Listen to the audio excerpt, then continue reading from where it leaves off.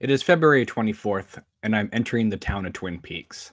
Well, not literally, but mentally, as we all are, because today is National Twin Peaks Day. According to the city of Snoqualmie, they have now recognized February 24th, the day that Laura, supposedly died, now in the new timeline, is officially Twin Peaks Day. So that's fantastic. Hopefully everybody's having a wonderful, wonderful day out there. I see tons and tons of tweets and Facebook messages everywhere talking Twin Peaks and the world of David Lynch and Mark Frost. That is great. Sorry for the kind of impromptu show, but I had some spare time today and I wanted to kind of get out there and talk Twin Peaks with all of you. I did put out the word to a lot of people to come join me, but I don't know what they're doing because I did not prep them for this at all. So they're probably out having a wonderful day outside, enjoying life, while I'm inside working very, very hard on Queen of Hearts. And I just wanted to take a break and talk Twin Peaks with all of you guys. So hopefully you don't mind.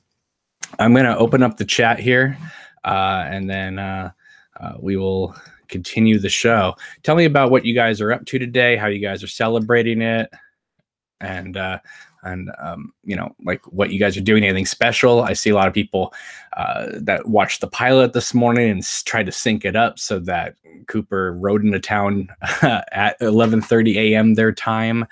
So that was pretty cool. There's a guy out there, I think his name's Steven. He tweeted out all these pictures that I've never seen, shots from the actual pilot, like when Harry Truman answers the phone to get Pete's statement that she's dead, wrapped in plastic.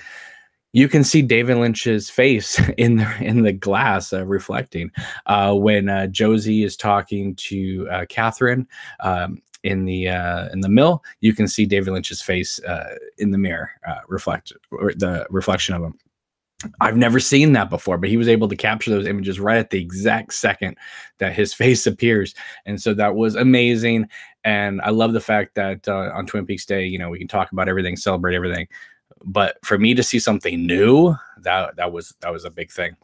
So anyway, Sven is here in the chat. He says, I'm celebrating by doing a season 3 marathon. That's great. Let's see who else is here. We have Kirsten here. Steve is here. He's conflicted because I guess Joey is doing a stream at the same time, which I had no idea he was doing, but because I invited him on as well. And so he says, I am torn. I'm going to have to jump back and forth. Elijah's here. Wilton's here. Anna's here. Yeah, she says she's busy and I want to join you guys. Yeah, sometimes I just feel the need to do one of these, and just if it ends up just me being by myself, that's all right, because I have all you guys in the chat and we can have a discussion like that. But yeah, I was working really hard today. I've been calling people and writing stuff and rewriting other stuff and trying to organize everything. And there is just no downtime here anymore. We may not be putting up as many videos as we used to, but that doesn't mean we're not busy round the clock. And when I mean around the clock, I mean like I'm lucky if I get like 4 or 5 hours of sleep a night. So it's been very, very hectic around here, but very, very fun. But I definitely wanted to just take a small break and still continue in the vein talking Twin Peaks, but now with all you guys. Todd says, I'm playing video games. Channel 0X is here. Pale Queens is here. Let's see. Channel 0X says, Cam's getting regular again. Yes. You make it sound like I have some digestive problem or something. Let's see. Pale Queen says, I'm here watching this channel. That's how I'm celebrating. Well, thank you very much. Appreciate that. Steve says, Joey's on the television. Cameron's on my phone. Are you in the bathroom, Steve? That's what I want to know. Are you simultaneously doing 2 streams at once in the bathroom? Let's see here. Danny's here. Hey, Danny, if you want to come join me, you're more than welcome to. Just let me know on Facebook and I'll send you the link. Let's see. Shirley's here. Happy days. Shirley, I think about you when I do these early ones because I know you hate missing them live. So so if I have the opportunity, I will try and do them early so you can be on here and catch up. Jared says, great article you posted about Laura is our electricity warrior. She definitely is that. So I'm glad I'm able to share people's articles that point out really cool things like that. Let's see. Jason says, we need tulpas and doppelgangers to enjoy all the peaky social goodies. Shirley says, I love it. Sean is calling Steve Mr. Bathroom. Yeah, Steve, I treated him to a special thing today. One of the actresses that is interested in a role in the film sent me a tape of her doing an audition for Annie. And Steve had, the last couple times that I posted up pictures of the actors, he was like, oh, I really like this one actress. So when she sent me the tape, I was like, okay, Steve, you really like her. So I private messaged him one of her audition tapes, just sort of like, here you go, Steve. Here's a big thank you for being so supportive to us. And yeah, I think he liked her. I don't know how he felt about her acting, but I know he definitely enjoys the way she looks. She's got beautiful red hair, and I know that's his type. So let's see here. Steve says, yes, that was definitely a treat. Kirsten says, I was feeling a little sad yesterday and just listening to the soundtrack from season 1 and 2. It was so comfortable. Oh, definitely. I love just cruising around in my car, just listening to that soundtrack. Just takes you to a whole different world, away from any problems you could possibly be happening in that time. Sean goes, ooh la la, Steve. Laugh out loud. That's funny. But yeah, if you guys want to talk about anything, throw it out in the chat. We'll definitely discuss it here. Jason says, Kirsten, your taste is impeccable. Hope you feel better. Oh, I didn't know you weren't feeling well, Kirsten, or Kristen. I don't know. Is it Kristen or Kirsten? I thought it's Kirsten. But anyway, because Jason just said Kristen. Anyway, I hope you are feeling better. Mr. Devos is here. Says Johnny Jewel songs from season 3 are so comforting. Oh yeah, you know what? It's funny because before, I knew they were Johnny Jewel when I was watching it on the show. I was like, wow, that's a very interesting new sound for Angelo to do. And then I found out it wasn't him at all. Oh, Jason says, oh, that was an oops typo. Yeah, sometimes I can't stand autocorrect either. So, yeah, it's interesting. There still isn't any news from Showtime, but we probably are not going to get anything like that anyway until after the Emmy nominations are done anyway, if there is any news whatsoever. But it makes sense for them to wait, right? So they can compete in the limited series categories. But who knows? It's all up to Lynch and Frost if they want to do it, or because obviously Showtime really wants to do it considering all their pop-up shops. So I don't think they're too worried about, they may want to discuss about a smaller season or maybe a standalone movie. But I think they're very keen to do more Twin Peaks. Steve says Johnny Jewel's Windswept album is so good. Gary is here saying hi all. Yeah, so it's great having so many of you guys in the chat. We got 30 people watching right now. That's wonderful. Let's see here. I just got a message from Debbie saying she's not going to be able to make it. She's once again in her pajamas, but she does wish everybody a happy Twin Peaks day. So that's wonderful. Let's see here. All right. Well, there's not much going on in the chat at the moment. Shirley wants to talk about the most disturbing movie she ever saw was Irreversible. Shirley, you're not alone there. A lot of people are choosing that as their most disturbing film they ever watched. So, and she's wondering if any of us have watched Melancholia. I have. Yeah, I used to be a very big Lars von Trier fan. Not saying that I don't like his filmmaking anymore, but I don't know. He seems to have gotten a little repetitive for me as of late. Doesn't mean that I don't appreciate his filmmaking talent. I thought he was much more exciting back in the day when he did like The Kingdom and Breaking the Waves and Dancer in the Dark and even Dogville for that instance. But then I don't know, it seems to be just some sort of repetition there. So maybe one day I'll get back into him. But right now, I'm just kind of in a I'll collect his movies, but I just haven't sat and watched them in a while. Let's see. Mr. Diva says, I finally watched Wild at Heart. It is effing crazy, but I loved it.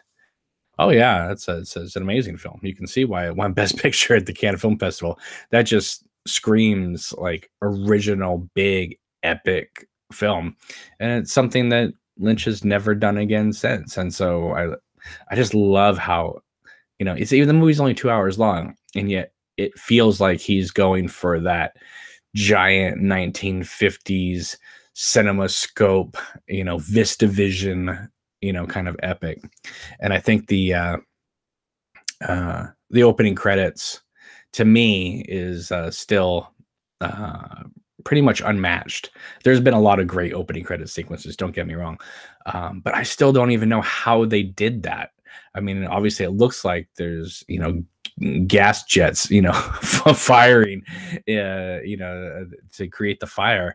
But I don't even know, like how big was that fire for them to be filming it like that? It is so big. I mean, I don't know. Was it like 4 feet tall? If it's 20 feet tall? I mean, it's so big you can't even see anything past it, and you can actually see like waves, like an ocean waves of fire. And it's just like, I'm not a pyromaniac at all, but that is one of the most beautiful opening credit sequences I've ever seen in my life. And I still don't know how they did this to this day. And it's funny because a shot from that opening credit sequence was used in the final episode of Twin Peaks season 2 when Winona Earl stabs Cooper. So let's see. Channel 0X says, what's the best current Twin Peaks substitute? That's probably something a lot of people in the chat could answer, because I don't know. I try not to seek things out that are similar to it. Obviously I like shows that maybe pay homage to it, but something that's just kind of is riding the coattails of it. I try to stay away from those kind of things. Kirsten says The Kingdom is the scariest movie ever. I'm assuming you're referring to the Lars von Trier series and not the Jennifer Gardner Middle East war movie. The Kingdom is it still's not complete. That's kind of the big problem with it, right? I mean, there's 8 episodes. I think one of the main actors died, so that's not going to happen. But they never came back to conclude it. There's Kingdom 1 and there's Kingdom 2, and they never came back to do the series 3, which is kind of a bummer. So it leaves everybody on this a lot of unresolved storylines. Let's just say. Sean McManus says Bobby Peru is one of my favorite Lynch characters. Yeah, he just kind of comes out of the darkness, in Big Tuna, Texas, and they're just kind of kicking it there, and all of a sudden Willem Dafoe shows up and takes over the second half of the movie. It's quite a nice moment there where the movie just kind of switches gears. Sean McManus says Jacob's Ladder freaked me out as a kid. So did Angel Heart. Well, they're kind of similar, those two endings, aren't they? And Angel Heart has a great Blu-ray out right now, which you can get for like $5 at Target. So, and it comes with an HD code, so that's cool.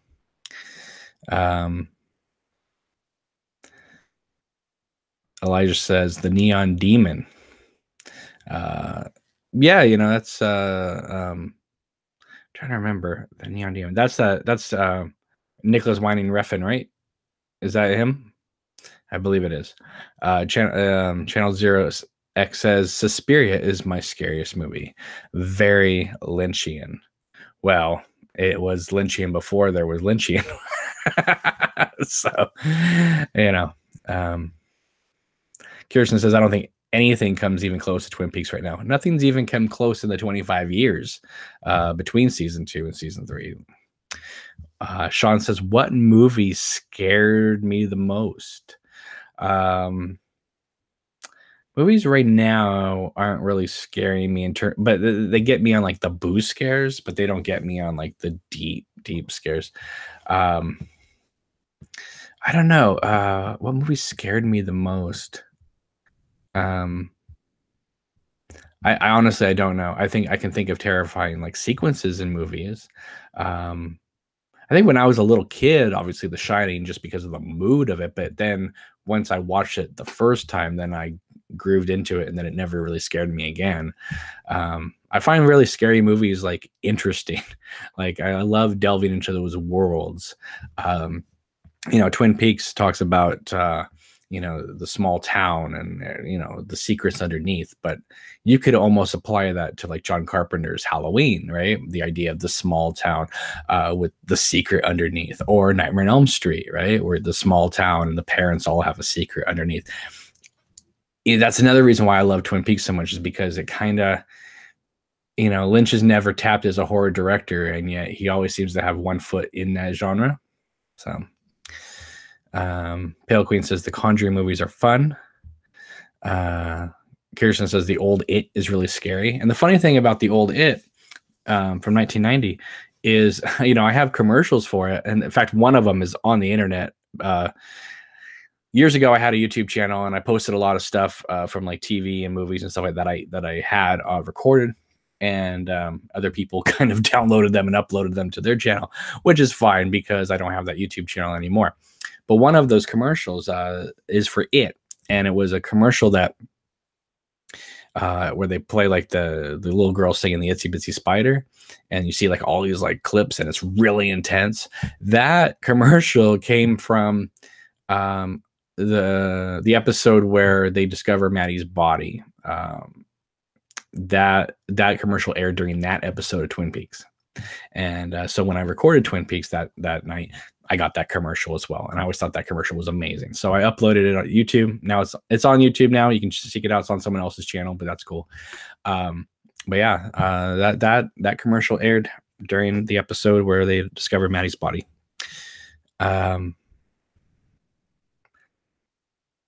Let's see here. Glory is here. Thank you, Glory, for coming in. It's great to have everybody here. We have 40 people watching. This is kind of a quiet, small Twin Peaks thought of the day, I guess, even though we're talking about other things than Twin Peaks right now. But it's okay. We have a nice little intimate day to discuss everything. Cindy's here. It's great to have you here. But yeah, tell me, where are you guys right now in Twin Peaks? Are you guys still watching it? I know you guys like to talk about it and post about it and meme about it, but are you guys like still like, watching it on a weekly basis, or have you guys moved on to other stuff? What's going on? This is Twin Peaks Day, so let's discuss it. It's great to have everybody here. If you guys have any questions for the movie, go ahead, throw it out. I'll do my best if I can answer them. I will answer to the best of my ability. Oh, we got our first thumbs down. Thank you very much, thumbs down person. Really appreciate that. Steve says, I watched Fire Walk with Me yesterday and the pilot today. That is very different. It's like the pilot is so like almost traditional. Even though there's a lot of surreal stuff in it, but it's like compared to like Fire Walk with Me, it's like a whole other beast. Sean says, do you have a least favorite episode of The Return? My least favorite? No, I don't, because it all kind of like there's the standout episodes, and then the rest just kind of all blend together. Like all the Dougie episodes just kind of all blend together to me. So it's hard for me to single out like a great one or a bad one in that section. I just kind of take it as one big thing. Although I think the first 4 episodes are amazing. Obviously episode 8 is a whole other animal. But 5 through 7 and then 9 through let's say 13, I can't tell you what happens in any of them. I mean, you can mention the scene, they're like, oh yeah, that, but if you were to say to me, oh, what happened in episode 9? I really couldn't tell you off the top of my head right now. But if you ask me what happened in episode 9 of the original series, I could tell you. Now, is that because the original series had more defined episodes? Maybe. Could be also that I've had 25 years to think about the first 2 seasons, so that could be it as well. But I don't really have a least one. You know, I will say that, a lot of people really, really love Part 18. And that is one that I really like aspects of it. And I really like a lot of things about it. But it is the one that, like, when it was on the air, I remember just as it was ongoing, why are we watching this? What this is, I don't know. I was very not confused by it. I felt like it was almost unnecessary when I was watching it. I almost felt like episode 18 could have just been, the last 15 minutes of episode 17. But there's a lot of good things about part 18. But it seems like it does seem like it's the beginning of a whole different series and not the conclusion of the movie that 17 was apparently trying to wrap up. So I still kind of go back and forth on 18, not because I think it's a good or a bad episode, but it's just so weird. And it's weird on a variety of levels. Like, it's weird that it's just it feels kind of tacked on, but doesn't feel tacked on. It's weird that Cooper's with Diane, and it seems like the only reason why he's with Diane is not so much because of a story. It's not because they felt like that's where the story needed to go. It felt like Lynch just wanted to work with Kyle and Laura Dern again. So I don't know. There's a lot of weird things about it, but there's also very cool things about it. Like, it feels less Twin Peaks and more like Lost Highway. And if I want to watch Lost Highway, I go and watch Lost Highway. I don't go to Lost Highway to watch Twin Peaks, right? So I shouldn't go to Twin Peaks and discover Lost Highway. But I don't think it's a bad episode. I just think it's a weird episode. And that's saying a lot considering the world of David Lynch. I think it's just because it doesn't quite touch. Like, it just seems like it's a film that it's an episode that kind of exists unto itself. And it almost seems to ignore everything that came before it, which is weird because we sat through 17 hours of it. But I don't know. That's one that it's like people are going to be discussing for years. And sometimes I think, is it even worth discussing? Or, like, was it meant to be that way? Or was it meant, or in retrospect, is aspects of that episode a mistake? I don't know. Like, even like the bad episodes of Twin Peaks, the stuff that everyone hates in like season 2, like, I don't really mind. I didn't mind part 18 either. I just felt like it was, I don't know, like, maybe I would have felt differently about it entirely if it was like the opening episode of season 4. But yeah, it's a very confusing episode on many, many levels. And I don't know. It'll definitely be something we discuss for a long time on here. Let's see here. Shirley says, I've been rewatching every few days. Just season 3 or the rest of the series? Sven says, I can't find motivation to watch other stuff. Yeah, I tell you, it's very difficult. I mean, the only thing I've been watching is, I watch a lot of YouTube stuff, but then, like, at night, like, my wife and I will watch, like, Fresh Off the Boat because it's a funny show, and Ray Wise is in it, and he's really funny in it. But that show is like, that's comedic, and it's, it's something lighthearted. I can't find the strength right now to dive into like a 10-12 episode arc right now. I can't do it right now. Hopefully maybe one day I can, but right now, like, I still haven't even finished the last season of Game of Thrones, which is weird because that should have been finished, like, when it was on. But I just, it's been very hard, Twin Peaks, good or bad, has definitely ruined a lot of us in terms of diving back into another series. But I'm glad so many of you are, because you guys have given me a lot of amazing, amazing recommendations for shows to watch, like Mindhunter and things like that. Sean says, do you have a favorite scene on The Return? Mine is Gordon talking to Mr. C. Yeah, the interrogation scenes in season 3 are incredible. I don't have a favorite scene, but I have, maybe I should do a video of like the top 10, like my top 10 favorite scenes of season 3. That would be cool. That would be a great little video to make. Steve says, I keep putting discs in to just watch certain scenes. French lady and smoking scene a million times now, and I rewatch when he goes back in time and saves Laura quite a lot. That is a great scene. That is a great scene. Too bad it just kind of ends like right there, like right when it starts getting good. It's like, oh, Laura whisks away, and then okay, we got to start again. But I mean, imagine I wanted to stay in that Laura Cooper mood for like a whole episode, not just 10 more seconds. Channel 0X says, is there an episode that inspired Queen of Hearts? There actually is not. It's its own thing entirely. So it takes inspiration from what happened in the series, that's for sure, but it doesn't it doesn't like follow a particular theme that or like series of scenes or something like that. Yeah, Elijah, I agree. 18 at times felt like a throwback to Lost Highway. Definitely. Jared says, if this was the last Twin Peaks season, I'd be cool with it. Seems like Laura won and Evil didn't. I agree. Hey, listen, I'm glad they did season 3. I love season 3. If they decided season 3 was the end, great. But I would be shocked if it was, just because of how big season 3 was and how they could do a season 4 and not even go to Twin Peaks. I mean, that's how big season 3 is. They could just completely stay in Paris, stay in Buckhorn. They could go anywhere in the world and do entirely different series and just not call it Twin Peaks.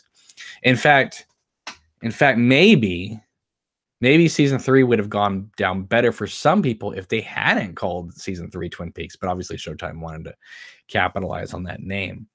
But I could have seen them maybe calling it something else because so little of it took place in Twin Peaks, right? But I'm glad they did call it Twin Peaks, but I get it. I get why some people were upset. Like, there's some people who have said they should have just taken the Buckhorn stuff and made that Twin Peaks, like take place in Twin Peaks, and therefore we would have had more characters in the town of Twin Peaks. That may not have been a bad idea, honestly, but I don't know. But they branched out the story so big that they could have it take place anywhere in the world.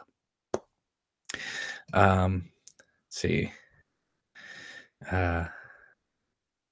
Kirsten says the hall where the big lady with the small dog is walking. I see Danny on the tricycle in my mind from The Shining.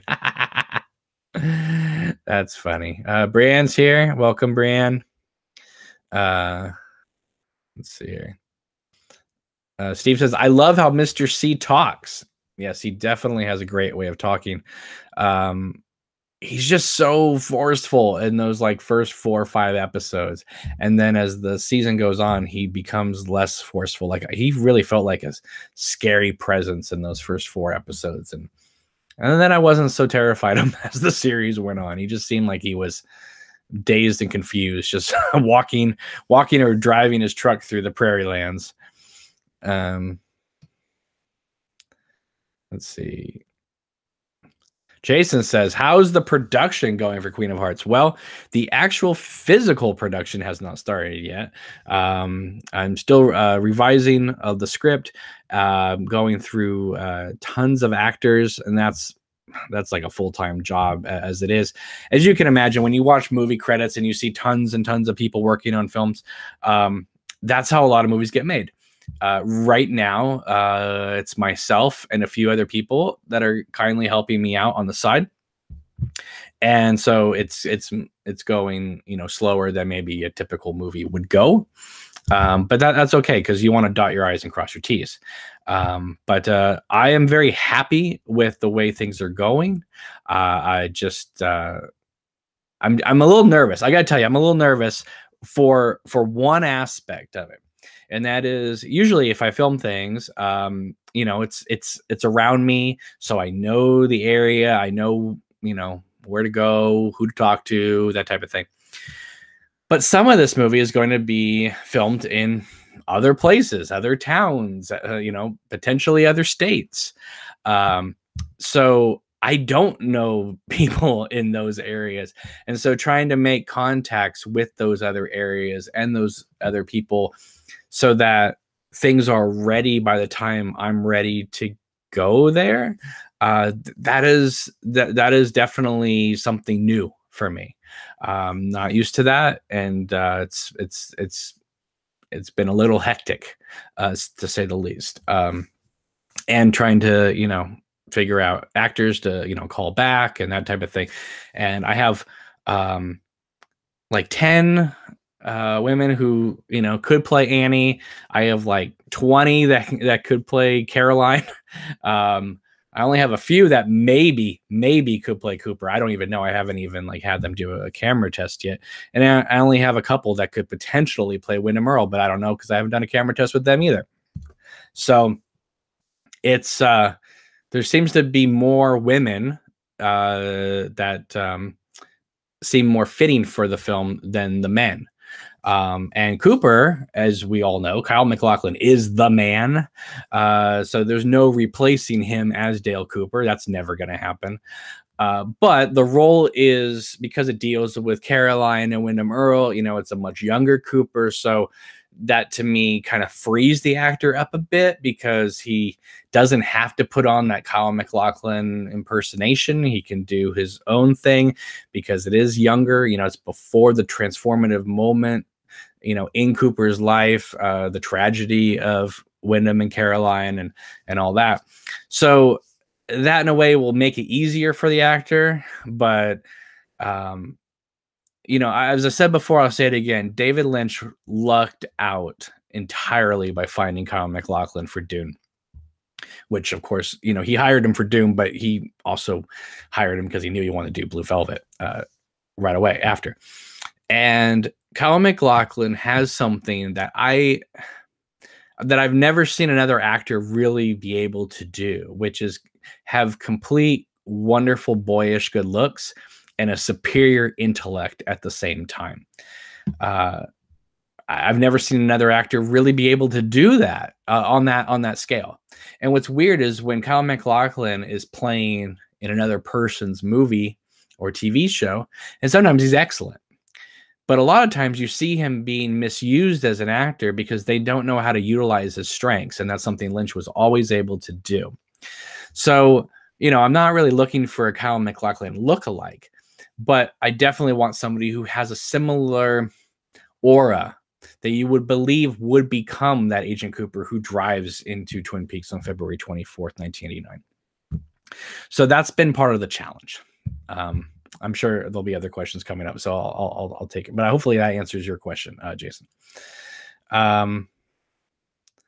Jorb says, I was just upset because the second to last episode built it up like everything was going to be resolved. I would have liked it better if Laura had come back and been happy somehow. Jorbs, I'll take that a step further. If you go back and watch these episodes going way back before even season 3 began, I had always said that I felt like the season was going to end with Laura Palmer alive. But what I felt was going to happen, which of course didn't happen, but it would have been a great way of resolving it, would have been, Laura goes home, and obviously they would have to figure out a way to get Bob out of Leland. So I was hoping maybe they would have gone back in time and stopped Leland from being possessed by Bob, right? But I would have loved it if they went back to the pilot at the end and had Sarah going, Laura, breakfast, and the door opens, the bedroom door opens in that familiar shot of the staircase, and then Laura comes down the staircase for breakfast, that she wasn't missing, and she didn't die. She just came down the staircase for breakfast. And I thought that would have been so amazingly emotional. And just to be like it, that everything got set right. And that would have been incredible. Obviously, that's not what they wanted to do. But to me, I always felt like that would have been a great way to resolve certain things and blow our minds, basically. Let's see here. Elijah says, "What's the music gonna be like in Queen of Hearts?" You know what? I can't really say entirely. Still working a lot of things out, but it's gonna be a lot like the Wild at Heart soundtrack in terms of um, where people are in their state of mind, where they are location wise, will dictate the sounds around them. One thing that I mean, let's be honest here. Lynch did it fine and it worked well. But one thing that always bugs me is when music is used in places that it wasn't composed for, right? So, for instance, if Badalamenti recorded a song that a music track that was like, just any random thing for Twin Peaks, okay, you can use that music wherever you wanted to, and that's wonderful. But if you have a music track called the Deer Meadow Shuffle, then maybe that music shouldn't be playing in Las Vegas. You know what I mean? And it worked fine in the scene. I'm not knocking that music choice in that scene per se, because it worked if you didn't know the name. But since we do know the name, that kind of stuff just weirds me out. Just like when Cooper walks into the Philadelphia office and Fire Walk with Me, and they play that familiar, chord from the Black Lodge, and Cooper walks into that theme. That weirds me out. Like, I get it, right? I get it. They want to bring back, here's a theme for Cooper, and hey, here's Kyle. He just kind of unceremoniously just walks into the office. That's his introduction to the movie. And it works. It does work. I'm not knocking it. But what I do knock is this is Philadelphia. This is an FBI office. They know nothing about the Black Lodge, as far as we know. They know, at least Cooper doesn't know at this point. They're on the other side of the country. And here is music that was designed to be in a specific time in a specific place with a specific character. And now this is a year earlier across the country, and the same music is being used. Like, you see, do you understand what I'm saying? Like, it works just by putting music underneath Kyle walking into the room. It totally works. But if you want to overthink it, which is what I'm doing here, but it seems kind of strange to have music that does not have any relevance to him at that moment in time be used to underscore his presence. So that's something that for me personally, as a filmmaker, I'm very aware of that kind of thing. Now, I'm not saying you can't use Audrey's dance somewhere else. I mean, that's fine to me. But if you state a specific thing like the Deer Meadow Shuffle, then I don't know. It seems weird to be using it in Las Vegas. Did it work for the scene? Sure. But we're just talking Twin Peaks, and we're totally just as John Schnepp says on Collider Heroes, just getting incredibly sweaty, getting deep into Twin Peaks lore here. But no, I don't know. Sorry. Just it's a confusing thing. Once you go down this rabbit hole, it's hard to climb back up. So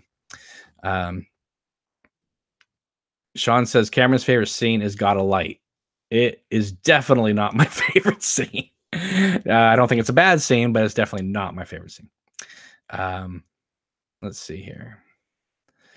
Channel Zero X says, I find it hard to get others to try Twin Peaks. Which scene would most win over new fans? Oh, I don't know. You kind of have to find what their strengths are, what their interests are, and play on that. Try the diner scene in what I guess episode 2, when Audrey comes in and puts on the jukebox and talks to Donna. Women typically like it because the girls are just super beautiful and super sexy, and guys like it because the girls are super beautiful and super sexy. That's always a good scene. Plus, I think Lara Flynn Boyle and Sherilyn Fenn knocked that scene out of the park.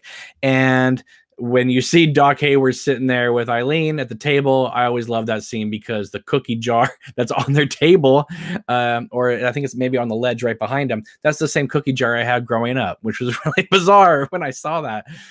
But yeah, that's a good scene to start with. Debbie says, "We'll take a guess at Cameron's favorite scene being the reinvention of Laura and James in the woods." No, because most of that was the exact same scene from Fire Walk with Me, except for those long shots. But I found that scene kind of perplexing, actually, because I'm like, okay, we can have them talk, but why are we like showing the whole scene again? You know, why are we talking about Bobby killing a guy in the woods? Why are we talking about Donna in this scene? I mean, yeah, I get it in Fire Walk with Me, but why do we get it again in the replay? To me, I felt like that was setting up things for season 4, that Donna was going to come back, or they're going to dive into Bobby being a police officer and being discovered that he killed another cop. So I thought it was like planting the seeds for that. Because otherwise there's no point in showing the entire James and Laura conversation. They could have shown the long shot of Cooper watching them, and then when they cut back, have it be further in the conversation, as opposed to letting pretty much the whole conversation play out.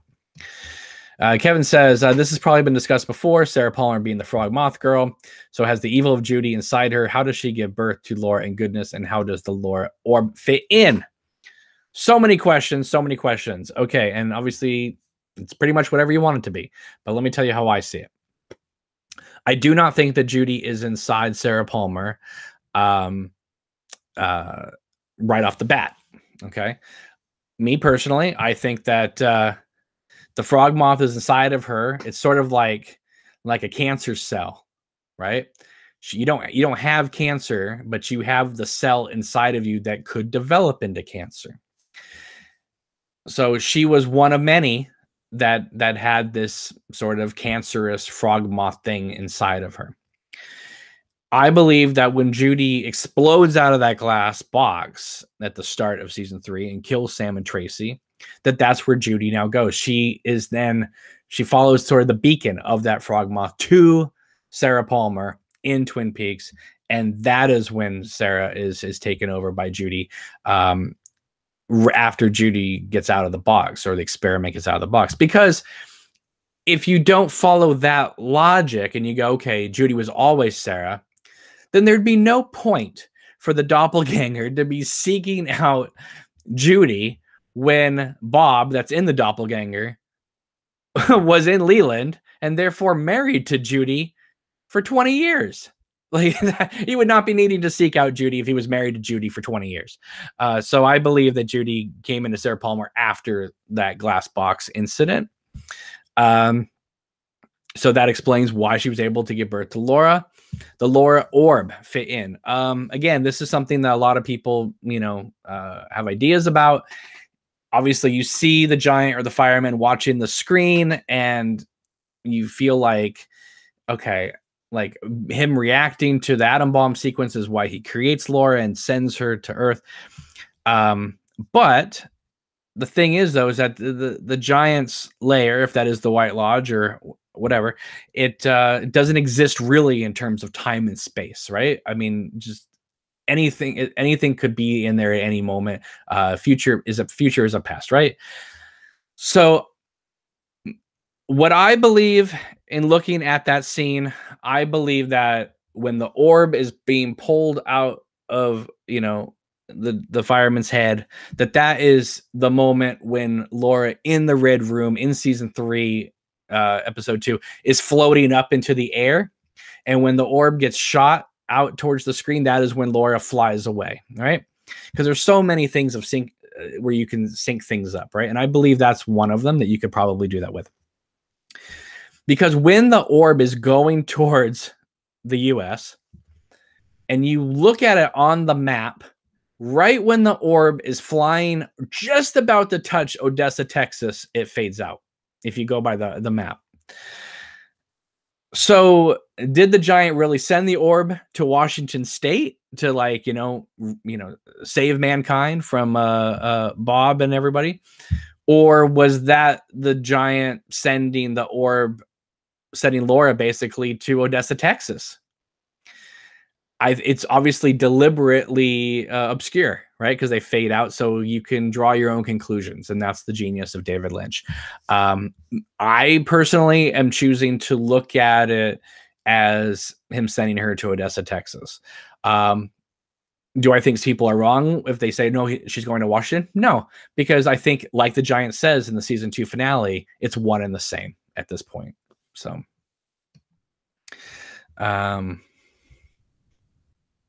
let's see here.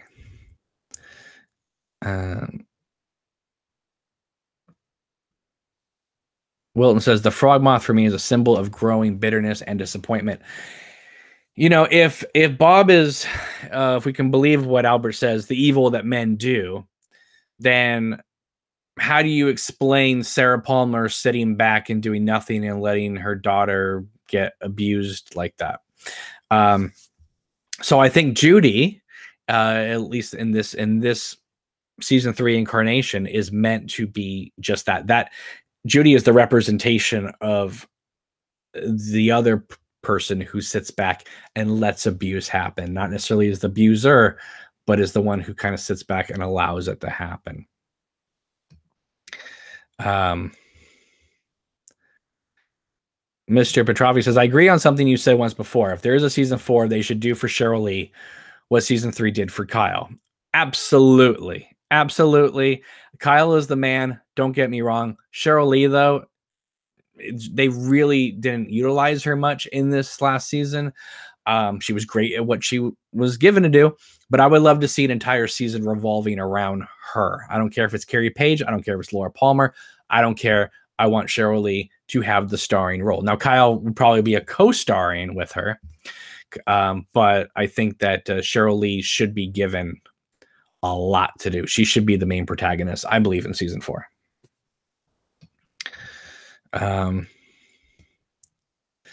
Debbie says you should just cast a woman to play Cooper and make a statement. Oh boy. Yeah, well, you never know if I get desperate enough. I'm kidding. Sean says Hal is going to play Wyndham Earl. No, I don't think he is. And unfortunately, I don't think he's even playing a woodsman, if I even had a woodsman in the film, because I think his schedule doesn't line up with when I'm planning on shooting. So maybe if something changes, that could be awesome, but we'll have to just wait and see. Wilton says Sarah had been planted within her psyche when she was young, and after a murdered daughter, a murderous husband, alcohol, and drugs, she became a bitter, different person. It's a good way to look at it.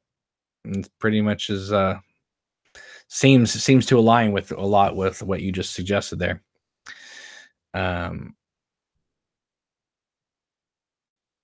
Sean says maybe the frog moth was Laura. Listen, David Lynch loves Laura Palmer, but I don't think Laura Palmer is a frog moth. But hey, if you want to think that way, there's probably infinite possibilities for you to look at it that way. I can't imagine David Lynch believing that Laura Palmer was this beautiful thing that he has in this beautiful golden orb is a 4-legged creature crawling in someone's mouth. Although that would have been interesting. That would have been interesting. I mean, the first time I saw episode 8, I think a lot of us thought, was that Laura? But I don't think, looking at the entirety of season 3, we can quite make that leap. I mean, maybe it's possible. For me, I think there's more to it than that.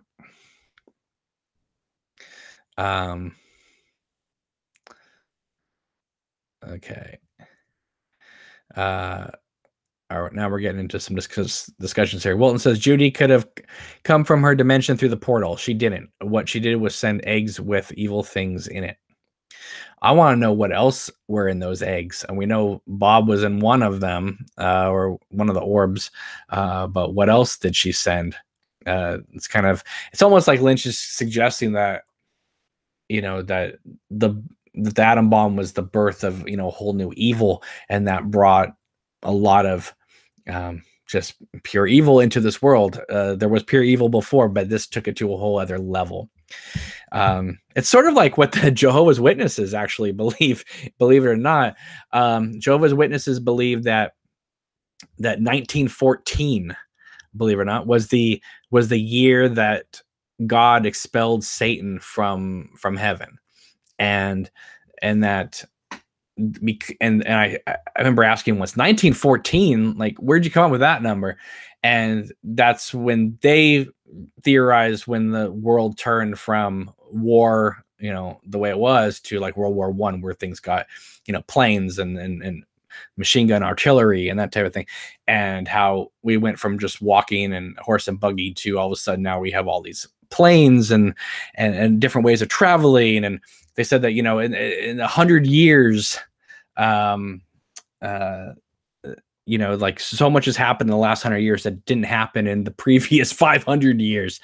So that was their belief. And it almost seems like Lynch is kind of taking a cue from that and saying that the atom bomb sequence was the start of a new thing of evil on this planet.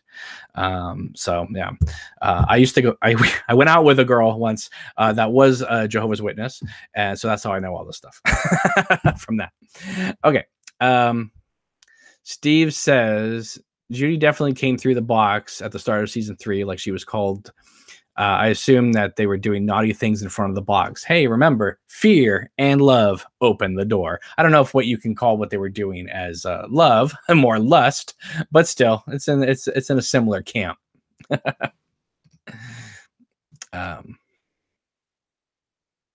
Let's see. All right, going back here. Sorry, I had a message just now. I thought someone was wanting to come in. Arby's here. Hey, Arby, thanks for joining. Kirsten says, I am quoting Gordon Cole. I am sorry to say, but I don't understand this at all. I love that scene, but that's such a funny scene to me, because when he's talking to Albert in that kind of blue tinted scene, he's like, I don't understand this at all. And Albert says, no. And then Gordon follows it up with, do you understand this, Albert? like Albert just said no. And then Gordon follows it up with, but do you understand this? And then he says blue rose. So Sean says, have you guys seen the videos where someone put the old score in the return? I have. And I think he did a really nice job with it. I think some work better than others. But yeah, I like some of it. If one thing season 3 needed was a little bit more music, so that helps.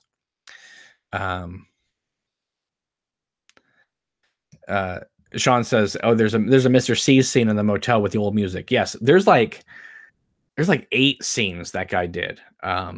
So check them out. Some of them, like I said, some of them are better than others, but when they work really well. Channel 0X says, how come Cooper was a bit off in the missing pieces? You mean that awful Diane scene? I'm hoping that was just a joke because I can't even imagine how Lynch even thought for a second that tone would have fit into Firewalk with Me, especially since it's the only moment in the whole thing that he shot that cartoony. Let's see here. Oh, Carolina's here. Carolina, the offer stands if you want to hop in. She said she was busy earlier, so I see her in the chat. Everyone's saying hi to her. It's great to have her here. Off the Tide says, well, he's here, or she's here. I don't understand the comment. That's why I'm not reading it.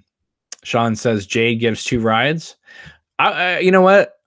Honestly, I know they wrote Jade's character to just be like the small little part, but that actress was so good in that part and so likable in that part that I wish Lynch had given her more to do, like he gave Tim Roth more to do. That would have been cool.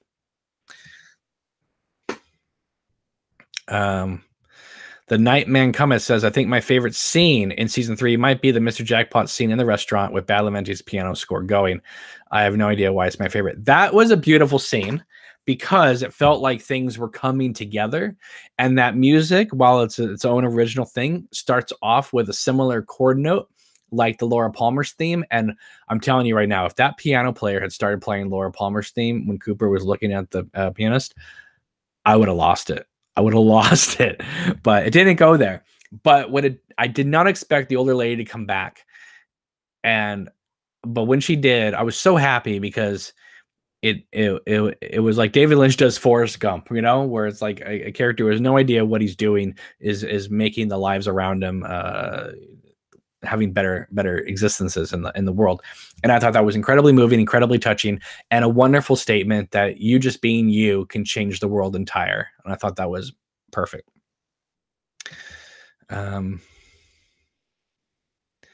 Let's see here.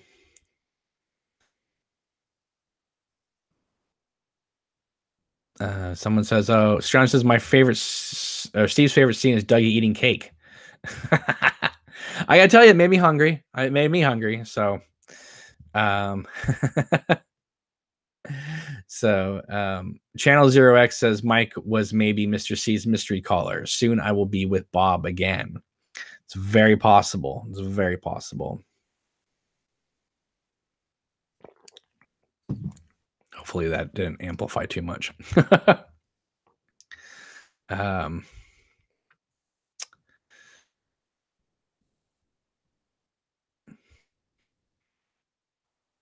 Steve says, I always thought the caller was pretending to be Philip. It's a possibility. I don't think we ever get it answered. But I mean, we don't even know like what the heck was up with that black box thing in Argentina. Or why Lynch felt the need to. I can't remember her name because there's so many people. But the one that every time she comes on, they have the little hip hop music playing, and then she gets stabbed by Ike. It's so bizarre that Lynch felt the need to give that character her own theme music, but it's funny.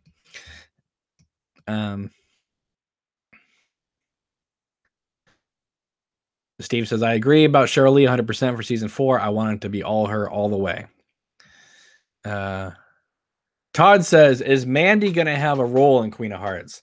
Not that I'm aware of, because she lives right over the border. She lives in Canada, but I know she's going to be able to help me out with a lot of behind the scenes stuff. But as far as I'm aware, we've never discussed a role for her. But I'm sure she probably wouldn't mind if I needed to stick someone in the background or something. Maybe, I don't know. Jared Hall says Sheriff Truman, the real Sheriff Truman, should be in season 4. His absence was felt strongly in the new season. I agree. It would be great to have Michael Onkeen back. Sean says maybe Mandy will play Sarah Palmer at Laugh Out Loud. Well, I don't think she smokes as much as Sarah Palmer, but maybe Mandy will take one for the team. Sean says the mystery man from Lost Highway could be one of those eggs. Oh, certainly. And in fact, if it wasn't for the giant being in the Silencio movie theater, it would have been cool if one of those eggs had created Club Silencio. And then you have the two women walking in there from Mulholland Drive.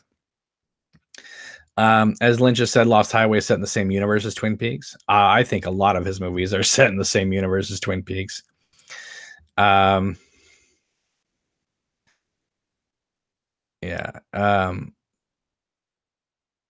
Let's see here. Debbie says, yeah, season 3 needed more music. Caroline says, I can't join. I have too much noise and interruptions. So she's chatting with all of us while inside a rave in Europe. So hopefully you're having a wonderful day, Caroline.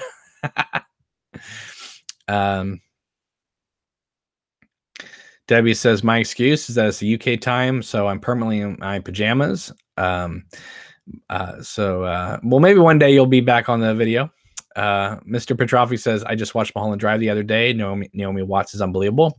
As I said the other day, I would welcome another Twin Peaks. I would welcome another season. But I also would love it if Lynch maybe did an 8 to 10 episode arc on Showtime and just did the Mulholland Drive series that we never got. Because Naomi Watts, Laura Elena Harding, and Justin Theroux are all available right now. Let's do it, Lynch. Let's just, if you're going to take 5 years to do Twin Peaks, then, maybe we do a season of Mulholland Drive, and just they would just ignore, they would ignore the last 50 minutes of the movie, maybe redo the pilot in HD, because obviously they have it mastered again. They have it mastered in HD because they use one of the deleted scenes from the pilot itself on the Criterion disc, which is kind of a shame. I wish they'd included the whole pilot, but they didn't. But that would be cool if Lynch just took that pilot, fixed it up, cut out, didn't have that theatrical aspect ending to it, and just aired that as the pilot, and then off we go and do another 9 episodes of Mulholland Drive. I would be totally open to that. Sven says the woman who with the hip hop music was named Lorraine. That's right. There's so many characters in this thing, and they it's amazing that we remember any of the characters' names because they were only in it for a few minutes, each. But yeah, it was very peculiar that she had her own theme music, but it was cool too. It made it funny. So Carolina says, "No, I'm not at a rave. I'm with guys watching football." Channel 0X says, "Who is Senorita Dido?" Who knows? Just a woman just chilling, up there. It seems like a kind of a lonely existence up there, but she seems happy enough, though. Sven says, would Cooper have come back earlier if Michael Onkeen was involved in season 3? Probably not. Probably not. I really do believe that Sheriff Truman in season 3 was written for Michael Onkeen, and Michael Onkeen got a wind of what the character was going to be for season 3 and said, nah, I feel like I should just stay here. So they just rewrote it and made it the brother instead. Obviously I have nothing to go on, but that's just what I feel. But they did leave it open where they could bring back Sheriff Truman if they wanted to, because they could easily have killed him off. They could easily have just had him die off screen, or have him dead at the beginning of the series. They didn't do that. So obviously they like Michael Onkeen enough to leave that door open. So that was great. Let's see. Wilton says, my take is that much as the fireman looks as sort of a male creator principal, Dido being the female principal. Well, that's a good take on it. Debbie says, did you see the diary page Carolina shared on Twitter? No, I did not. I don't know anything about it. So write about it in the chat or let me know what it is all about. Mr. Petrovi says, what was the Mulholland Drive pilot about? It was the same thing as you saw in the movie. It's just that there was a few more scenes, a few more lines of dialogue, and then at the 90-minute mark, when the girls put on the blonde hair wig, it then cut to the homeless person behind the trash can or the dumpster, and then that was the end of the pilot.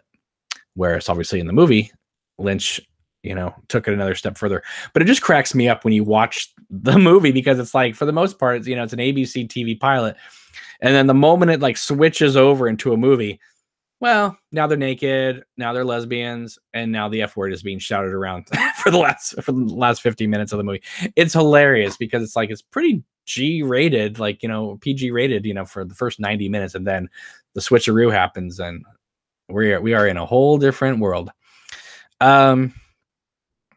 Sean McManus says, who was your favorite music guest in the bar?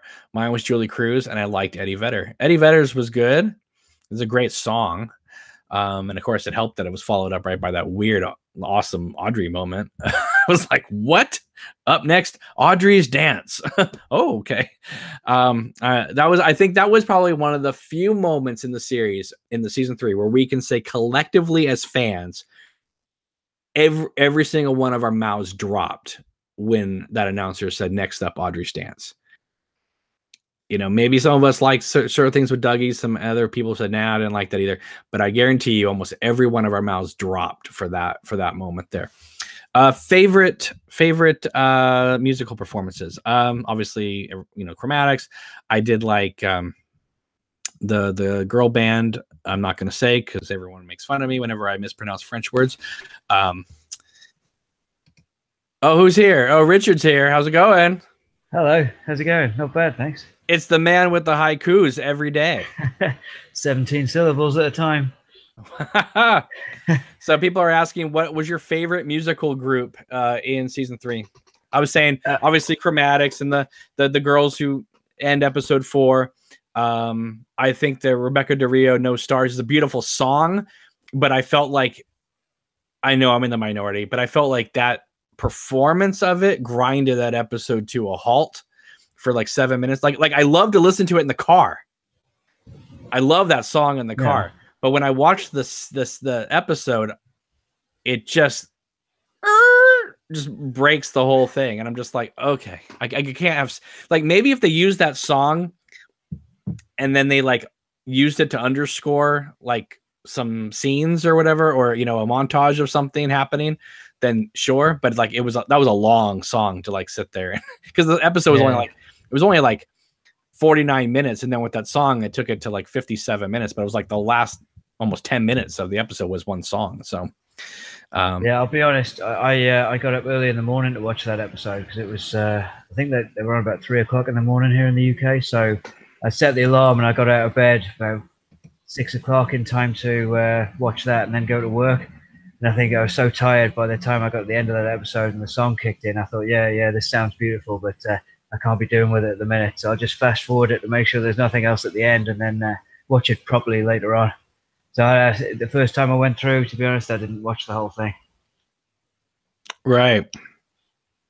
In terms of my favorite song from the show, I don't know, but the one that stuck with me the most is that Violent, but I can't remember who the band is now. My Twin Peaks trivia knowledge has gone down the toilet. They did 2, and it was their second one. I was going to sing it then. That's not happening. Are you talking about the girl band? Yeah, the 3 of them on the synths. Yeah. Oh God, what are they called? It's I know what they say. It's it's Simone. Au revoir, Simone.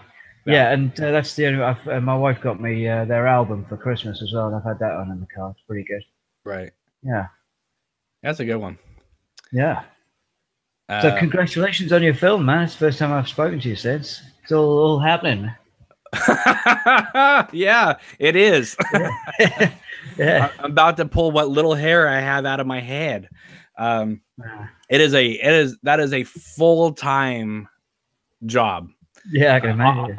On top of my full-time jobs that I have, it's been crazy hectic, but I mean, it's a lot of fun. But like, I'm trying to do it by like certain time dates, so trying to get things ready by, like, if I just said, well, I'll just do it this year, that would be one thing. But like, I'm trying to like, book people and book locations, and so that's the most stressful thing. Like, if I just had project management, if I had just the ability to just use the sets, locations whenever I wanted to, then I wouldn't have that stress. But I have that time over me. So that's been one of the most hectic things about it. Yeah. But we have a lot of people writing in questions. Carolina says that Senorita Dido has my dream life, just chilling and listening to music. Debbie says, wasn't that awesome that Kyle sent us a Twin Peaks message by him sitting in the back of the car doing the February 24th, entering the town of Twin Peaks? It's always funny because I actually have the lamplighter in my town. Well, there's actually a lamplighter in. Yeah. And it always cracks me up whenever he says that, because I'm like, okay, like, I don't know why you're stopping at this place to get a whole wheat sandwich and a dollop of mayonnaise. It's funny. I talked to Annie this morning, and she was all amped, ready to get her tickets for the U.S. Twin Peaks Festival, and in less than 9 minutes, it sold out. 9 minutes, it sold out. I don't know how they do it, because she didn't even see a place where you could order the tickets. So I'm unaware of how they do things. So I could be wrong, but maybe there's a way, like, when you're there one year, you buy your tickets in advance for the next year. So they're already like almost pre-sold out by the time, you know what I mean? Like, I don't know if it works. I don't know if it works that way or not, but I can't imagine that, where she didn't even see the button to buy a ticket. So, I mean, I was trying to, come up with an excuse as to perhaps why, but yeah, there'd be a button, but it would be like grayed out or something like that. Yeah. So I know a lot of people are looking to go to the UK festival. Yeah. So that would be definitely something to do. I know I would love to go to something like that. I've never been to the UK before, and that would be amazing to take it all in. Yeah, fingers crossed. I'll be going back this year. Cool. You can be my reporter on the ground again. Yeah, I can record a haiku in the actual Black Lodge this year as well. So if I'm still going by then, oh my, that's a couple of hundred in the future. Is that getting hard for you to do one every day now? No, not so much. I just tend to write them down as I think of them. So I've got about 6 in the kind of bag at the moment. But it's just I made a commitment that I'd always record them on the day. I'm not going to record a load in advance and then just put them on. I'll make sure I do it every day because it catches me in different places and in different moods. So and with different amounts of time to put into them as well. It's only very rarely I've got time to record a full, do the backwards talking and all that because I have to rehearse that. And it's no mean feat. I've got a lot more respect for whatever the people who do that in the show because it's bloody hard. Are you utilizing the app that they were using in the show when they shot season 3? I don't know what I got something called reverse vid on the iPhone, which I use to kind of rehearse things. But in terms of actually recording a video, I use Sony Vegas on my laptop and just reverse things and that. But it does mean that if I record something like the other week when I was in the woods, I couldn't preview what I'd shot backwards to see whether it sounded all right. I just had to come home and get on the laptop and hope that it was okay. That's what, because I did that thing about 10 times. So I got back and played it through. And usually it's okay. There's 1 or 2 words that sound a bit strange, and you'd like to do the whole thing again to get those words right, but it's not enough hours in the day, man. Yeah. So what was it the other day when I was doing the one in the kitchen with the curtains? I got in, I turned it around. It was the word. What was it? The word name. It cracked me up. I sounded like Serge from Beverly Hills Cop. His name. With 11 twists in the Black Lodge. Yeah. But, yeah. Oh, it's good. You can't do anything about it. Yeah. You can't do anything about it. You have to just kind of go with it. But, Carolina says, Richard, you need to now speak in haikus from now on. That would be great. Thanks. Yeah. Channel 0X says, Cameron, what do you think remains to explore with a Mulholland TV show? I thought the movie wrapped things up beautifully. This is being brought up, Richard, because I said, maybe Lynch should do like a Mulholland Drive, do the series that we never got. My answer to Channel 0X is, well, the show could be about whatever Lynch wants it to be about, because the movie, that ending was, he came up with that to wrap up that 90 minutes, much like the Bob in the hospital at the end of the international pilot kind of wraps up that pilot. But that's not at all, as far as I'm aware, where Mulholland Drive was going to go. Like, it wasn't going to be dealing with, this relationship and whether she was Diane or Betty. I mean, there wasn't going to be this confusion of characters. She was Betty, and it's Hollywood, it's LA, it's the movie business. There's got to be a million stories you could tell in that. Oh yeah. Series, so this idea of Betty, Diane, all that was twisted up for just to end the movie, but that's not where the series was going to go. Let's see here. Debbie says, Richard, you are a total dude and your haikus deserve a bigger audience. They need to be, people need to check them out.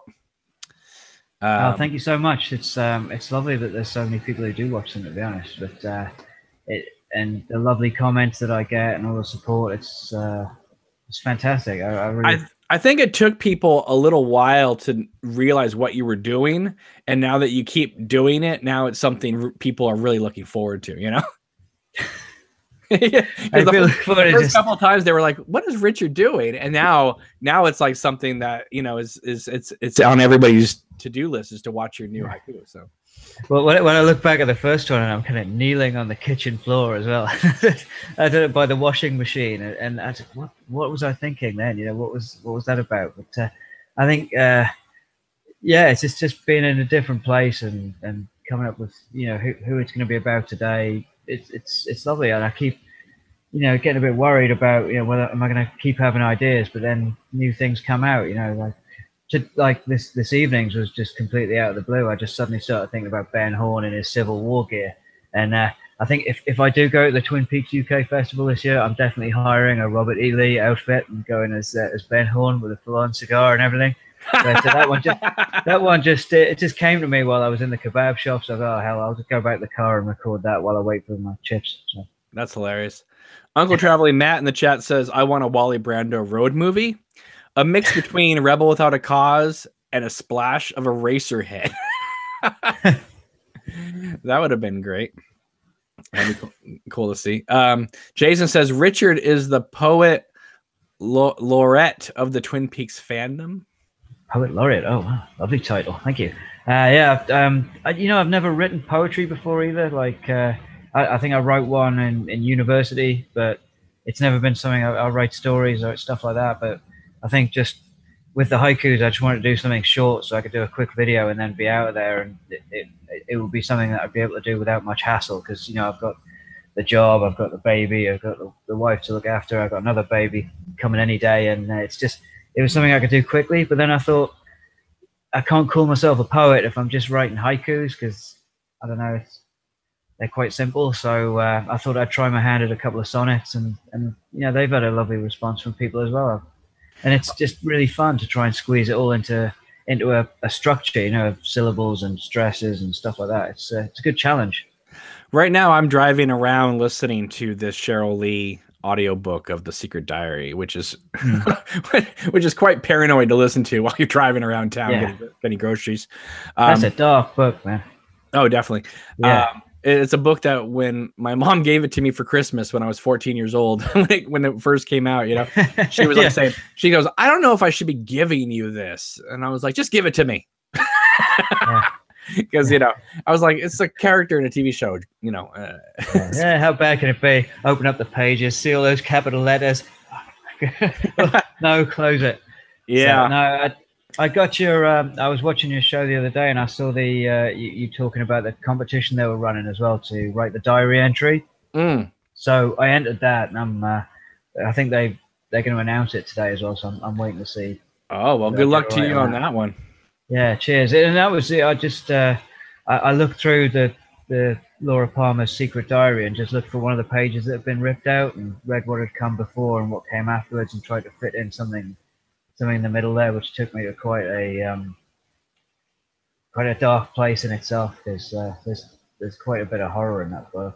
I always wanted to write like a diary in the vein of that, right? Mm-hmm. And then just write like 160 pages or so, really dark, depressing stuff, and then just leaving it in the woods somewhere for somebody to find. Definitely. That would have been amazing. Just someone just go, what's this, a diary? And then, oh my God, what is happening in this town? That would be great. Yeah, there's a lot of people saying they're going to go to the UK festival, so that's great. Yeah. Steve says he wants to dress up as Lucy, so that's cool. A fashion show, Lucy. Exactly. With the scarf. Exactly. Yeah. Well, you could, someone could just go as Andy and just put a giant pillow like in your stomach and walk around like you're leading with your belly. Steve is saying I could also go as a teapot. That might be a little big though to be walking around, and if you want to meet people or sit down, you don't want to be slipping around all inside there all day long, right? So you'd have to be quite uncomfortable on the tube as well, I imagine, on the way there. Exactly. Well, Richard, it's February 24th. It's basically Twin Peaks Christmas. Laura Palmer is our Jesus, and so her being dead kind of makes everybody celebrate as Agent Cooper rides into town here. So what does Twin Peaks now mean to you? Several months. We're like 6 months out of season 3 ending, right? So what does what does Twin Peaks mean to you at this point? It's an ongoing source of inspiration now for kind of my own creativity. I think all the stuff I've been writing, all the ideas I've been having, has all kind of stemmed from that, and it's just like the old series did. The new one has just joined with that and just become part of my inner soundtrack and dialogue and monologue and lots of logs. Yeah, that kind of stuff. It is. It's an inspiration. So that's how I treat it now. All the poetry and stuff is just again the latest way that it's come out of me. It's good to have such a supportive wife as well, because I guess there's plenty of people out there whose wives may take a dim view to them standing around in the kitchen talking backwards with one arm tucked inside a jacket, but she loves it. She loves I've got a creative outlet. So yeah, that's it. A lot of people in the chat are saying if they go to the UK festival, they want to stand in the background and just kind of observe things and not get too involved. And somehow I don't think that would happen, because not with Richard and Frank there. They would pull you guys out of the shadows. They'd be like, we know you, get over here. And no, I did that one year and it wasn't much fun. I stood around in when was it?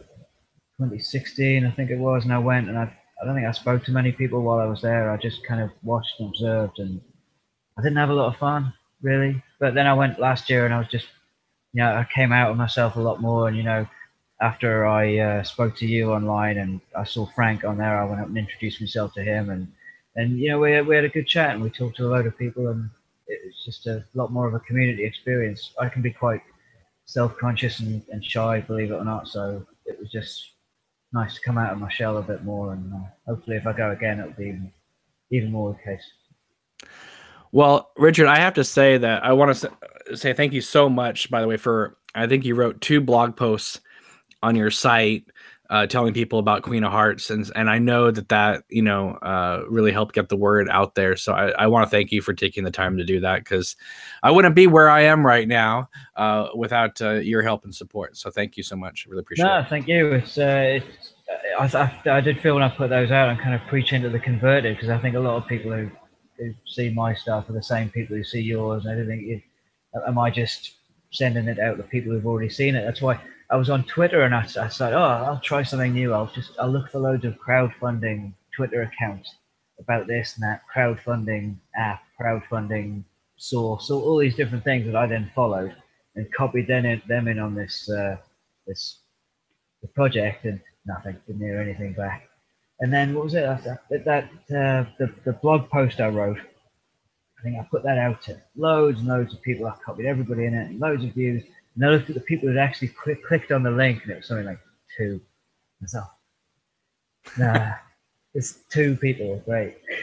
And then one of them was probably me, to make sure that the link worked. So yeah, so it's best laid plans, man. But it's funny because it just to a lot of us, we just thought, what's going to happen, because it's just there wasn't getting a lot of traction. I mean, there was a lot of people in our circles talking about it, but other sites weren't talking about it, and it just seemed like it was at a standstill. And then I woke up, I think it was Sunday morning, and it was just like, I just saw all these messages, and it just says, it's happening. I'm like, what's happening? It's really happening. What's happening? I was blown away, completely blown away, unprepared for it. Obviously I was always, hoping it would get there, but there was this other part of me was thinking, well, you just got to plan, you never know. And I had a good feeling when you got the extension to it, the extra 3 weeks or whatever it was, because I thought, where you were at the time, I thought, but when you had that extra time and given the momentum you'd started the build up before that, I thought, yeah, this has got a chance. This could happen, and yeah, it did happen. It did happen. It certainly did happen. Debbie says, Richard, your sonnet for Agent Cooper was lovely. You should tag and send that to Kyle. He would dig it.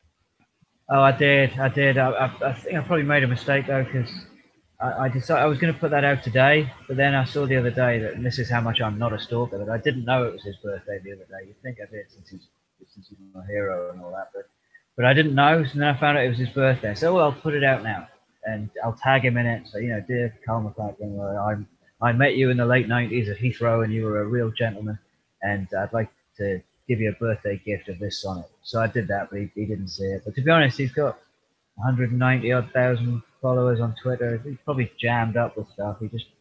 He didn't say it. Tough luck. He's seen one of my articles before. That's enough for me. Maybe he'll dig through it in the next few days and see it. And I'd like him to see it, but it's just whatever. Both Jason and Steve are giving Dean, our mysterious Dean, a well-deserved shout out for Dean came out of nowhere and plunked down some serious cash and helped Queen of Hearts get to the goal a lot faster than it was going to. So, Dean, have you had any contact with the guy yet? I have, very briefly. Right. He's incredibly appreciative. Can't wait to see the movie. That's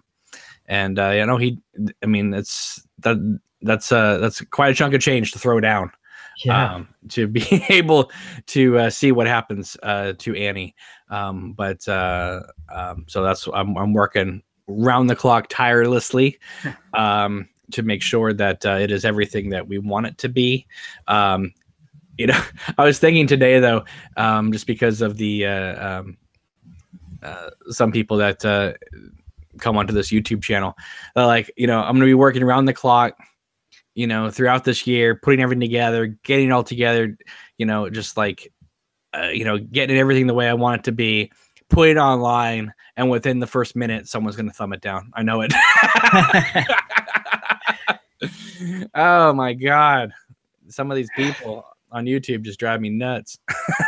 But it's like you can put all this, you get, this exclusive interview with somebody. It's amazing. Everybody's down to earth. It's funny. It's insightful. And then thumbs down. It's like, it'd be one thing if it was like something where like someone legitimately didn't like the video, but there are people that are subscribed to this channel just to thumb it down. And I'm just like, why are you like that? I don't understand. I mean, it's the internet. It is what it is, but I'm a pretty small channel. It'd be one thing if I was like a large channel and, there would just be some little jerks on there, but I'm a pretty small channel. But I gotta tell you though, the thumbs down really increased once Queen of Hearts got the green light. Oh, really? Yeah. It was almost like, how dare you, sir? It's like, I haven't done anything yet. why are you thumbing me down? Yeah, so it's strange. You reckon it's just because it's in the same, because it's a visual thing? Because plenty of people write stories and stuff like that, fan fiction, things like that. And nobody cares. You think it's just because it is a film and not a, but you know what though? If you don't want to read fan fiction, then you don't have to read it. If you don't want to watch the movie, you don't have to watch it. I mean, nobody's forcing you to watch it. Yeah, that's it. That's what I don't understand. Whereas that might be people's beef with it. It's not to say I don't know why they'd have a beef with it. It's just whatever medium you want to express yourself in. Yeah. Exactly. Yeah. And I wanted to do something that was going to be seen by people. It's a medium that I'm comfortable working in, and so there it is.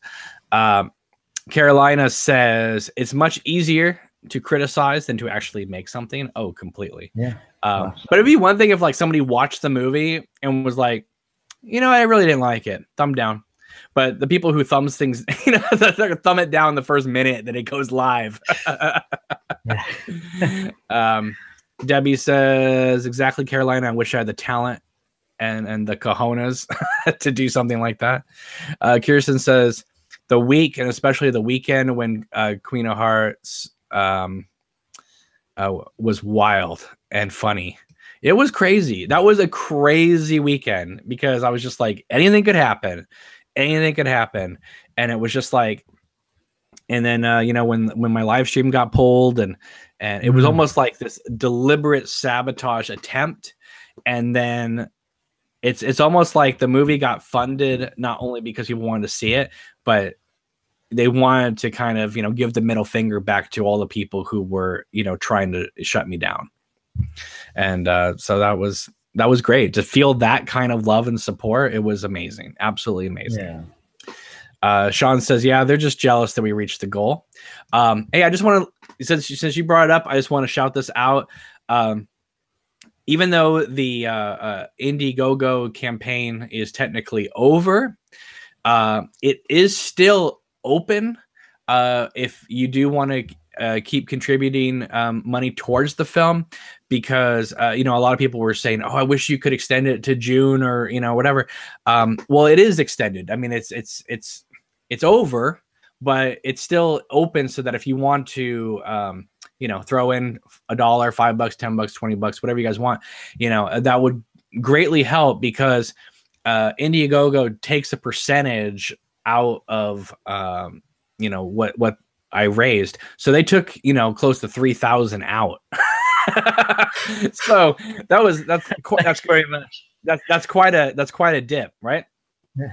So, anything that can be contributed will help me offset that $3,000, because that's quite a dip. Yeah, no. So it is still open. People can still donate. There's wonderful people out there that continuously, when they have an extra dollar or extra couple bucks, they throw it in, and it's wonderful, because it's really gonna go a long way. Because there's a lot of travel expenses and locations and permits and all that stuff that I need to get. And so yeah, anything that you guys can do to help, please continue on, because it is still open. Let's see here. Let's see. Wilton says, yes, some people are very negative towards creators because they can't create anything. I don't know if they can't create anything. I think they just love being snots. Steve says, yeah, we all got there. Everyone's amazing. Definitely. Everybody who supports this channel is definitely amazing. Millie says, Richard, the waiting room app does reverse video too. Oh, right. So just so you know that. Right, yeah, I'll have a look. Yeah, because reverse vid, it takes a while to buffer things and turn them around, so it can be quite a pain. And if you record anything, and it has a habit of switching itself off as well, which can be irritating. But yeah, I'll have a look at that. Jamie Michelle has joined the chat. Thank you for coming on here. Debbie says, okay, I watched the promo vid with Jake. Out of interest, will the whole Queen of Hearts be in black and white? No. No, but where he was reporting from is in black and white. So let's see here.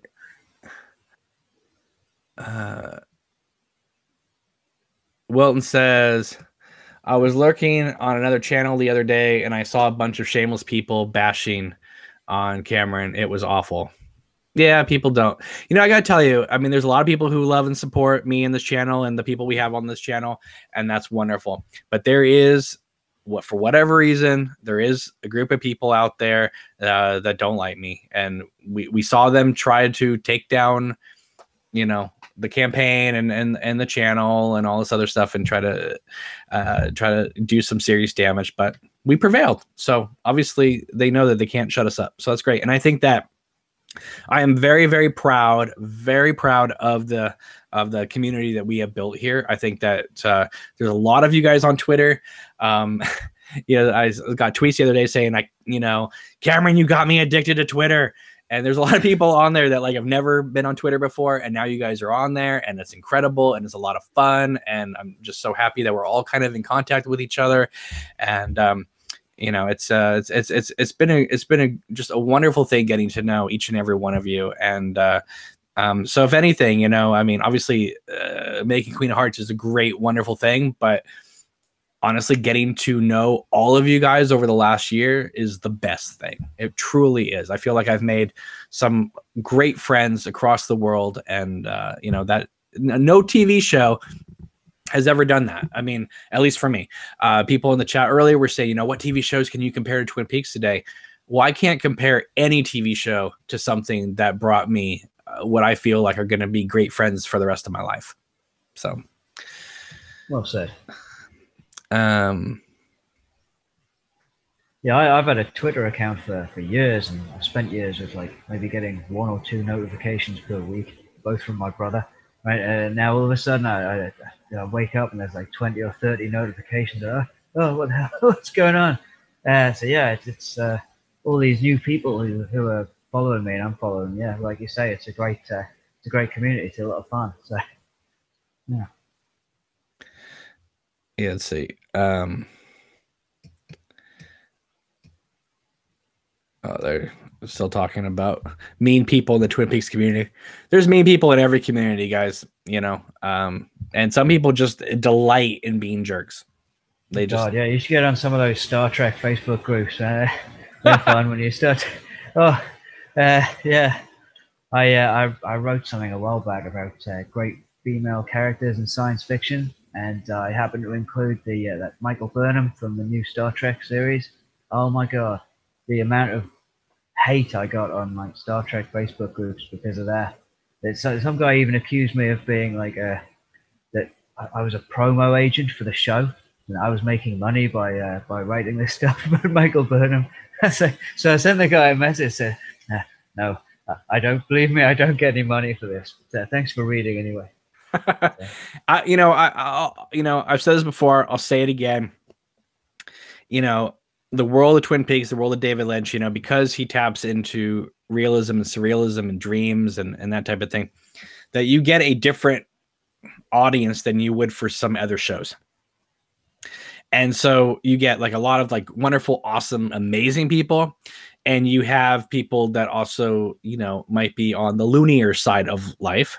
And so, they take Twin Peaks and David Lynch very personal too. But it's affecting them on a very interesting mental level than it would on maybe some of the other people. So while there's always crazies in the fan community, sometimes I get a little nervous by some of the fans, quote unquote fans, because they're ready to just take a pitchfork and kill you at any minute. And that's always worries. Like you say anything like, "Oh, I really hope Lara Flynn Boyle gets some help. I really hope she gets support. I hope she finds her way back to a more fulfilling life." And you get people going, "Leave Lara Flynn Boyle alone. Why do you even got to talk about her? Just leave her alone.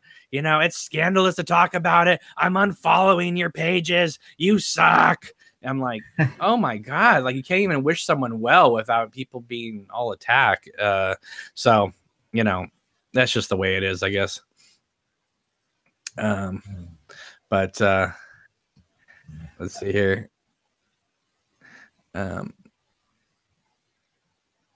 Yeah, they're talking about like, they're talking about people who just show up just to thumb down videos. That's what they do, and they subscribe to the channel to thumb it down. I mean that, but to me, I kind of look at that as a different kind of love, like they're still subscribed because obviously they're not I mean, if they're really checking my channel out every day to see if I upload a new video, then that's a whole different level of stalkerish.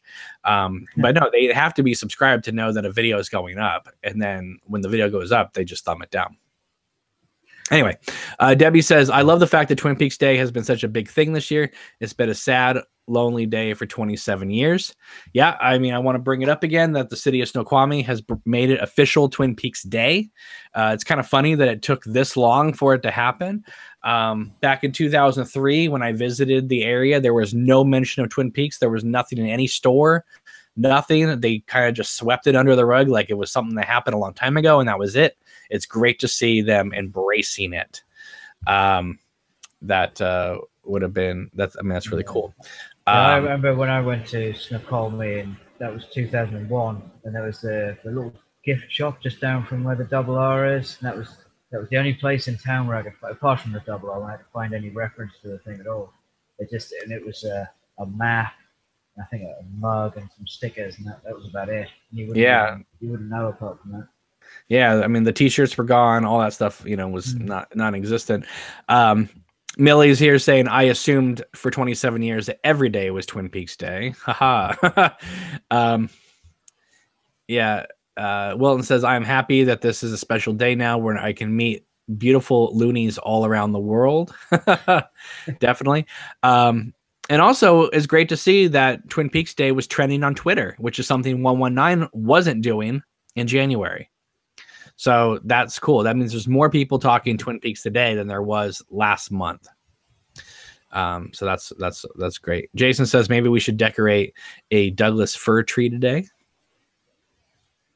If you can find one, I guess go for it. Not many of them growing around my area. Yeah, I'm gonna probably wrap this video up, guys. I know we're having fun in the chat, but I've been on here for almost 2 hours now, and I gotta do some other things today. But I wanted to come on here and talk Twin Peaks since it is Twin Peaks Day, and I also wanted to take a break from everything I was doing today, working on Queen of Hearts.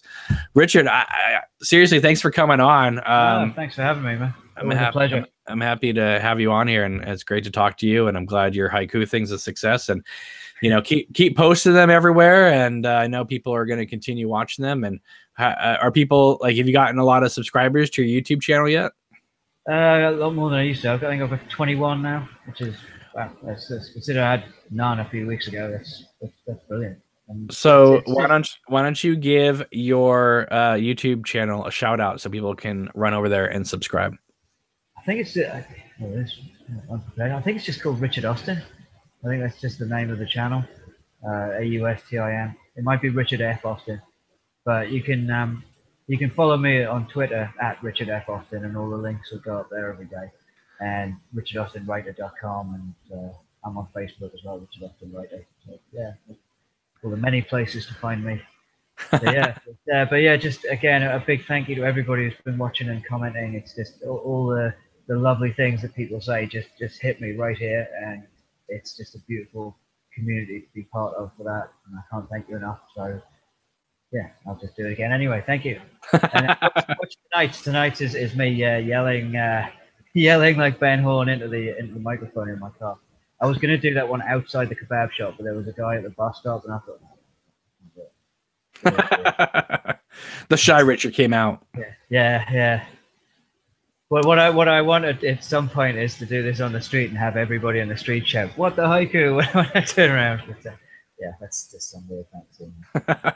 For now, I'm stuck with wandering around the park in my suit, talking backwards. So yeah, cool. All right, guys. Well, thank you so much for watching. Really appreciate it. Make sure to like these videos and subscribe to the YouTube channel, as well as the Facebook pages, Obnoxious Anonymous. We have the Queen of Hearts Facebook page, as well as the Twin Peaks Worldwide Facebook page. Make sure to follow all of us on Twitter. You know the jazz. You guys take it easy. Have a wonderful day. Happy Twin Peaks Day. Happy February 24th, 2018. We will see you soon. Take it easy. Bye. Bye-bye, everybody.